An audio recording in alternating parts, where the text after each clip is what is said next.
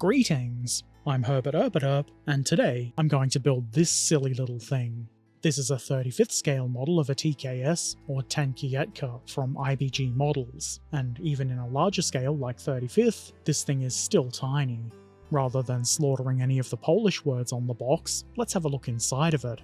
This little sprue with the whole bottom on it is one of 9 sprues in this box. They're all fairly neat and look decent enough, though there are a few bits of flash, and some of the mold lines are a little bit more prominent than you might want. But for the most part, things are neat and the detail is quite good.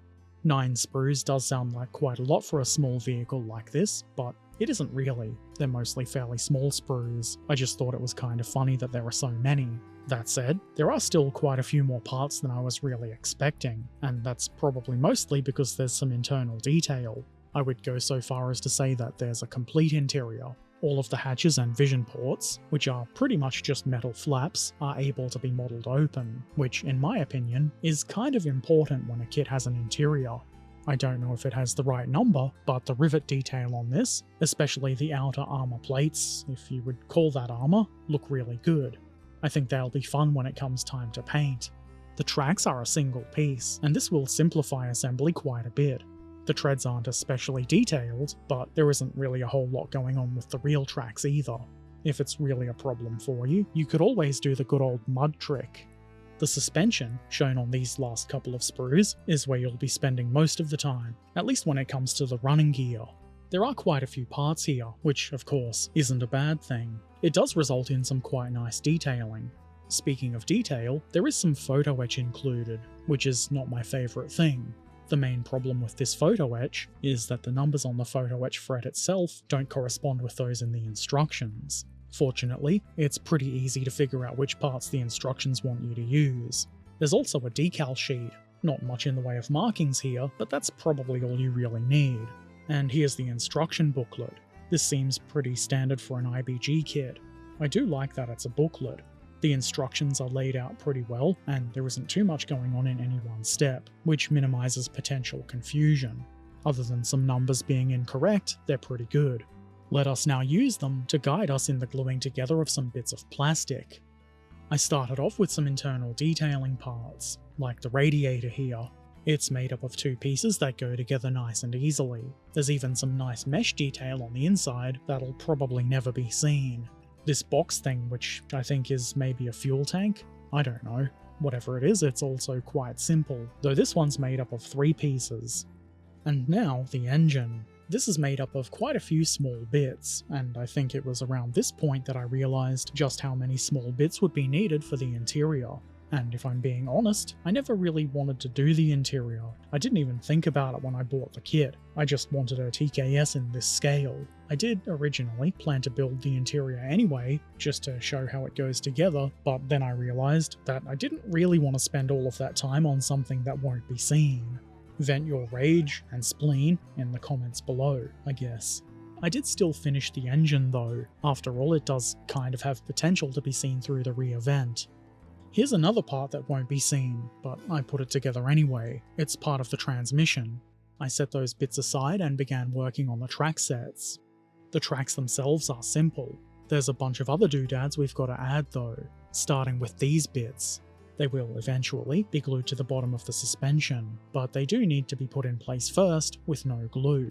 I start assembling the suspension itself by gluing the track tensioning sprocket thing into place here.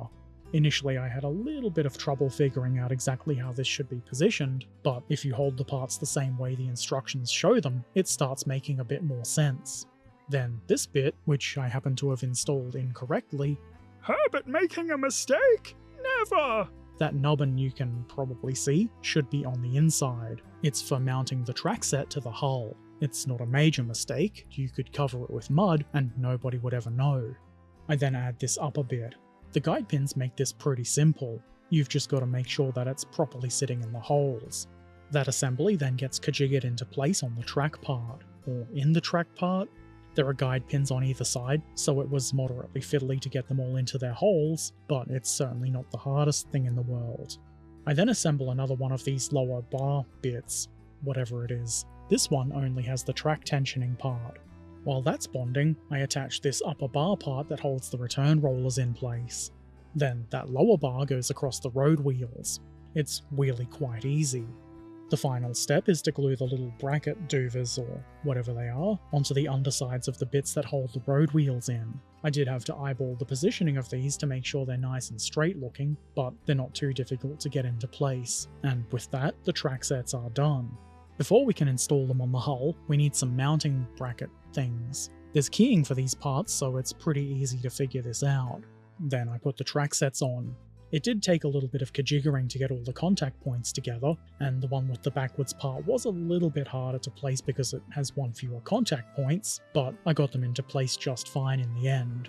Now it's time to put some of the internal details in, though as I said before, I have chosen not to do the full interior, but why not install this piece of transmission? There's a couple of guides on the insides of the hull in which the ends of this should sit. If you're building the interior, there's probably a bunch of other bits you'll have to worry about here, but that's not really a concern for me. So I move on and install the mudguards on either side of the hull. These fit pretty well thanks to the keying, though you may have to apply some gap minimizing pressure. I then start installing more internal stuff like this, whatever it is, then the engine. The engine has a little mount on one end, and it seems as though it's meant to only stand on that one mount. It's a bit too heavy for that, and it just flops down before the glue can take hold. My solution was to put a bit of sprue under it to hold it relatively level. It's not perfect, but it'll do. The radiator then goes here on this side. It is a bit close to the engine, so it's kind of a snug fit, but it does go in. I then add this little divider, I guess you might call it. I follow that by assembling a belt and pulley thing, which is presumably for a radiator fan. I figured this wouldn't be all that visible, so I didn't put much effort into cleaning it up. It looks fine though. That assembly then goes into place in front of the radiator. It's probably not in the exact correct position, and there's no fan, but we can just imagine it's rotating so fast that you just can't see it.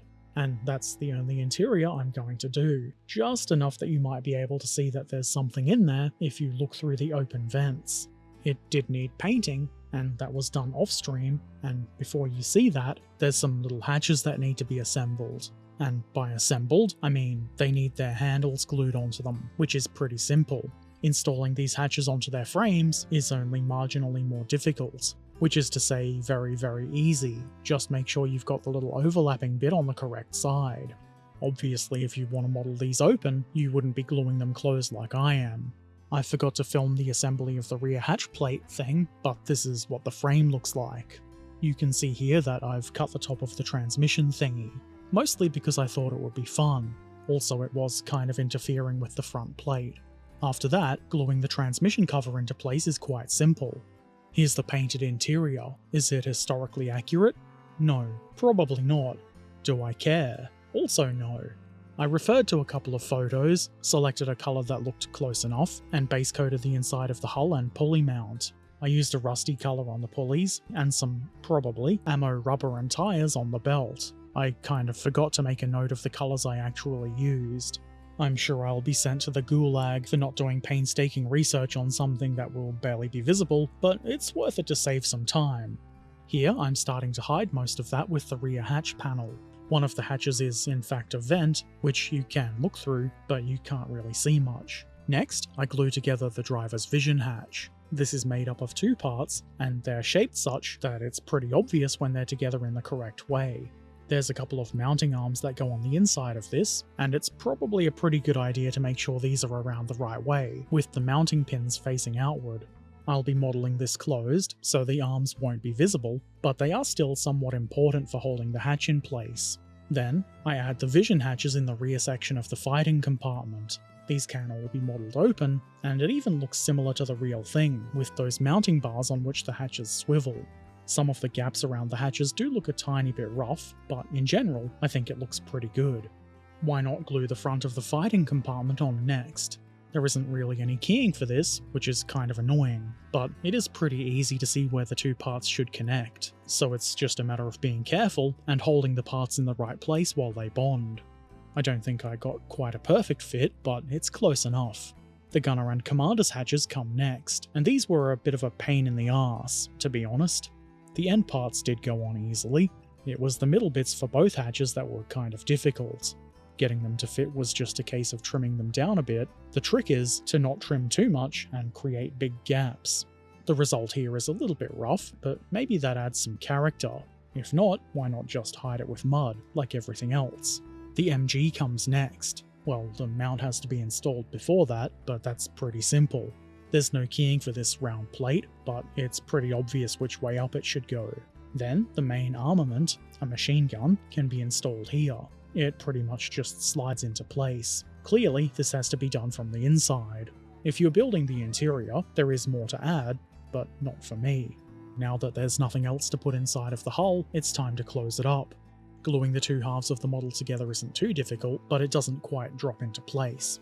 There is a bit of keying, which is helpful, but you should pay attention and make sure that it's in a good position all the way around. Next, there's a couple of little hooks that go on the front here. They are small, so you might consider using tweezers, unless you've got tiny little fingers. Now it's tool time. On the front plate there's a shovel and some sort of bar. There's a couple of brackets these mount on, so it's not too hard to get them in the right place. There is some photo etch that goes on the front of the brackets and over the tools. Believe it or not, I didn't really feel like doing photo etch when I was building this on stream. I believe my words were something like, "That's for future Herbert to worry about." I moved on and added this lamp. There's no mounting hole for it, so you've just got to kinda eyeball it, like a lot of parts in this kit. If you look at the pictures, it's not too hard to figure out where it should go. I didn't skip over all of the photo etch. Here's a little rear light, I assume. This is just a small disc, no bending needed, though you do have to make sure it's up the right way. The grill over the ventilation shaft? This mesh grill goes into place here. Obviously, because photo etch is metal, I'm using super glue to bond it. I follow that with another bit of photo etch. This little flap here on the lower hull. I don't think this opens far enough that you would be able to see in, so modelling it closed means I didn't have to add the other piece of photo etch mesh. Next, I glue the spare wheel onto its mounting bracket. It's probably a good idea to let this bond before installing it on the model. So in the meantime, I add this bracket or mount or whatever you want to call it for the anti-air pintle mount for the main gun. The kit, and I suspect the real vehicle, only comes with one MG, and mine is currently inside the hull, so I chose to leave the actual pintle mount off and only installed this bracket. I did drill a hole in the top of it just to make it look a bit more convincing. Is this realistic? I've no idea, but we can't worry about that now because it's time to install the spare wheel assembly. There is some keying for this, though you wouldn't say it locks into place or anything like that. I tried to mount it as vertically as I could. On the rear, I add a couple more hooks. I didn't video it, but it's exactly the same as the hooks on the front anyway. Now it's time to assemble the exhaust. The plastic parts go onto the main, the muffler. It's simple enough, though you may want to pay attention to the instructions and renders to make sure that you're getting the parts aligned properly. Once that's together, I add a couple of photo etch rings to either end. This isn't exactly hard, and again, no bending is required, so all you've really got to do is line them up with the plastic part so there's no overhang. Slightly more annoying is this photo etch mounting bracket. I'm pretty sure I didn't get this in absolutely the correct position, but it is on and it's probably close enough. Then, it makes sense to add that exhaust to the hull. There's keying for the plastic contact point, which is obviously good, and for the photo etch mount, I just kind of nudged it around until it wasn't sitting on the hatch or in the gap around the hatch. The result is, well, it's fine, but if you look closely it might just be a bit messy. I then finally added the photo etch parts to the front tool brackets. I forgot to video it, though it is just a little bit of bending, and then carefully dropping the parts into place. I'm sure you can imagine what that may have looked like. If you've seen me apply photo etch on stream, you probably know what it sounded like too. Little bit of swearing. And that's it. The 35th scale Tankietka TKS with Hotchkiss machine gun is now completed, and I think it looks pretty good. I have built smaller tankettes, but this is still quite the small boy, even in 35th scale.